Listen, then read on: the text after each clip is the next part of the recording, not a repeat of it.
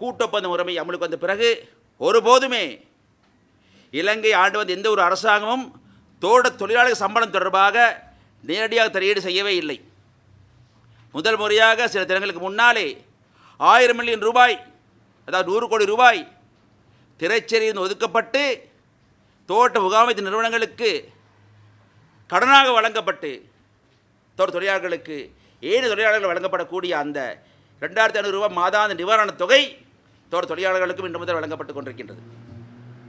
அதாவது ஒரு நாளைக்கு 100 ரூபாய் வேலை செய்த நாட்களுக்கு வழங்கப்படுகின்றது.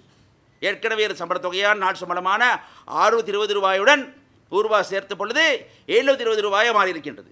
இது தமிழ் முற்போக்கு கூட்டணியும் பாரிய இடைக்கால வெற்றி என்று நினைக்கின்றோம். இடைக்கால நிவாரணம் பெற்று தந்த இடைக்கால வெற்றி என்று நினைக்கின்றோம். ஆகவே இன்று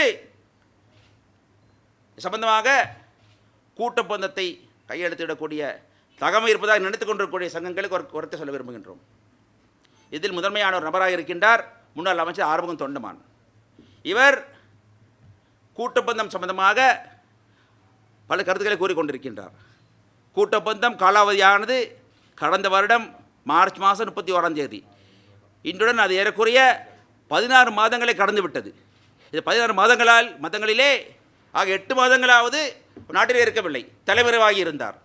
பாராளுமன்ற தொடர்ச்சியாக பல்வேறு விடுமுறைகளை பெற்றுக்கொண்டு நாட்டிலே இருக்கவில்லை, ஓடி ஒளிஞ்சிருந்தார். அது மட்டுமல்ல, அவரது சிஷ்யர்களை வைத்துக்கொண்டு 2500 ரூபாய் ஒருபோதும் கிடைக்காது கிடைக்காது கிடைக்காது என்று ஓலமிட்டு கொண்டிருந்தார்கள். இவள் கிடைத்து விட்டது என்று சொன்னவுடன் அதிர்ச்சி தாங்கவல் வந்துவிட்டு இப்பொழுது பிரதமர் ரணில் விக்ரமசிங்கே அவர்கள் நன்றி தெரிவிக்கிறார் என்று கூறுகின்றார். என் நன்றி 2500 ரூபாய் பெற்று தந்ததுக்காக பிரதமர் நன்றி தெரிவிப்பதாக கூறுகின்றார்.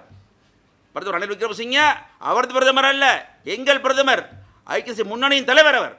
நாங்கள் அரசாங்கத்துக்குள்ளே இருந்து கொண்டு அமைச்சரவைக்குள்ளேயும் பாராளுமன்ற குழு கூட்டத்திலேயும் கட்சி தலைவர்கள் கூட்டத்திலேயும் பாரி போராட்டம் நடத்தியிருக்கின்றோம். நானும் அமைச்சர்கள் திகாம்பரம் அவர்களும் அமைச்சர் ராதாகிருஷ்ணன் அவர்களும் பாரி அடுத்துக்களை செய்து பிரதமர் அவர்களுடன் அமைச்சர்கள் மலிக் சபரவிக்ரம, ரவி கருணாநாயக்க, நமி திசாநாயக்க, தொழில் அமைச்சர் தோன் சனவிரட்ன அவர் பேச்சுவார்த்தை அடைத்தான் நிலை கொண்டு வந்திருக்கின்றோம். ஆரம்பத்திலேயே இந்த தோட்ட முகாமைத்து நிறுவனங்கள் பேச்சுவார்த்தையின் போது எந்த விதமான பணம் கொடுப்பனம் செய்ய முடியாது என்று சொல்லிவிட்டார்கள், கை விரித்து விட்டார்கள்.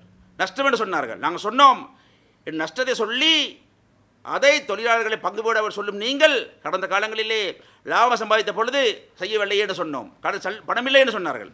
பரவாயில்லை என்று சொல்லிவிட்டு நாங்கள் அரசாங்கத்தில் போராடி திரைச்சேரியில் இருந்து 100 கோடி ரூபாய் 1000 மில்லியன் ரூபாய் பெற்றுக் கொடுத்திருக்கின்றோம். இப்பொழுது வழங்கப்பட தொடங்கியிருக்கின்றது. ஆகவே தோட்ட முகாமைத்து கொண்டு சொல்ல விரும்புகின்றோம், மாற்று யோசனைகள் இருக்குமானால், மாற்று பயிற்சி யோசனைகள் இருக்குமானால் அவரை தெரிவிங்கள், பேச்சுவார்த்தை நடத்துகின்றோம்.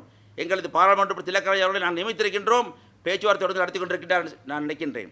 அதே மறுபுறத்திலே கூட்டொப்பந்த தொழிற்சங்கங்கள் கொண்டு சொல்ல விரும்புகின்றோம். குறிப்பாக முன்னாள் அமைச்சர் ஆறுமுகம் தொண்டமான் கொண்டு சொல்ல விரும்புகின்றேன், நீங்கள் சொல்லி வந்த அந்த 1000 ரூபாய் வாங்கி கொடுங்கள், அது உங்களுக்கு கடமை கடப்பாடு.